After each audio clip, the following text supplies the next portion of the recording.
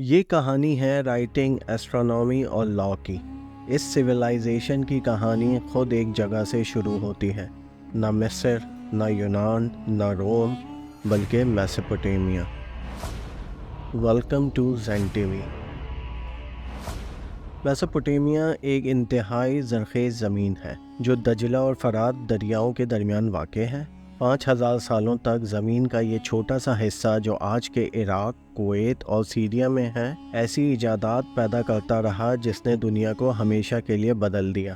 لگ بھگ 12000 سال سے آباد میسوپوٹیمیا کا مستقل موسم، زرخیز مٹی اور تازہ پانی کا مسلسل سپلائی اسے زرعی ترقی کے لیے آئیڈیل بنا دیتا تھا۔ تقریباً 6000 سال پہلے معلوم ہوتا ہے کہ ایک رات میں یہ زرعی آبادیاں پھلتی پھولتی اور دنیا کے پہلے ترقی یافتہ شہر بن گئے۔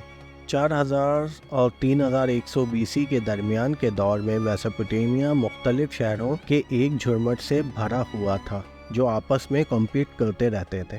ایک موقع آیا کہ یہ اکادیان امپائر کے ماتحت اکٹھا ہو گئی اور پھر ٹوٹ کر دو اور امپائر اسیریا اور بیبیلون بن گئی۔ لگاتار جنگ کے باوجود ایجادات اور ترقی قدیم میسوپوٹیمیا میں پھلتی پھولتی رہی۔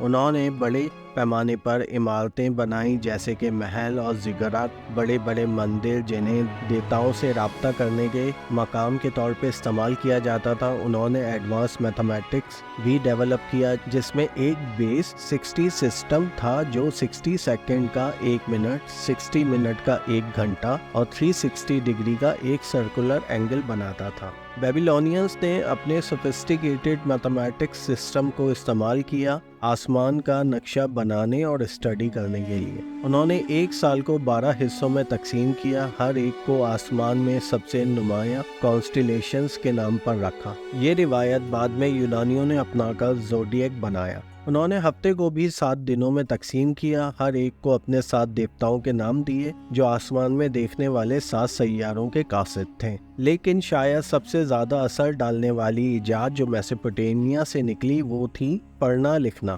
جو صرف سیدھے تصویریں تھیں جو گیلی مٹی پر بنائی جاتی تھیں تاکہ مال اور دولت کا حساب رکھا جا سکے۔ وہ 3200 BC تک ایک سوفسٹیکیٹڈ رائٹنگ سسٹم میں بدل گئیں۔ اس رائٹنگ سسٹم کو ماڈرن دور میں کیونیفارم کہا جاتا ہے اور یہ سسٹم اتنا کارآمد ثابت ہوا کہ 3000 سالوں کے عرصے میں یہ 1 درجن سے زیادہ زبانوں کے لیے بھی استعمال کیا گیا اور بے شمار استعمال کے لیے بھی، جیسے کہ بیبیلون کے بادشاہ ہمورابی کے قانون کو ریکارڈ کرنا جو ایک اسٹینڈرڈائز جسٹس سسٹم کی بنیاد بنا۔ لیکن میسوپوٹیمیا کی کامیابی اس کا زوال بن گئی۔ بیبیلون خاص طور پر اتنے امیر ریاست تھی کہ آس پاس کی ریاست سے یہ برداشت نہیں کیا گیا۔ 539 BC میں پرشیا کے بادشاہ سائرس نے بیبیلون کو فتح کیا اور پورے میسوپوٹیمیا پر اپنا قبضہ کر لیا۔ صدیوں تک یہ علاقہ غیر ملکی امپائرز کے تابع رہا۔ آخر کار میسوپوٹیمیا اپنے بادشاہوں کی طرح تاریخ کے دھندلا پن میں کھو گیا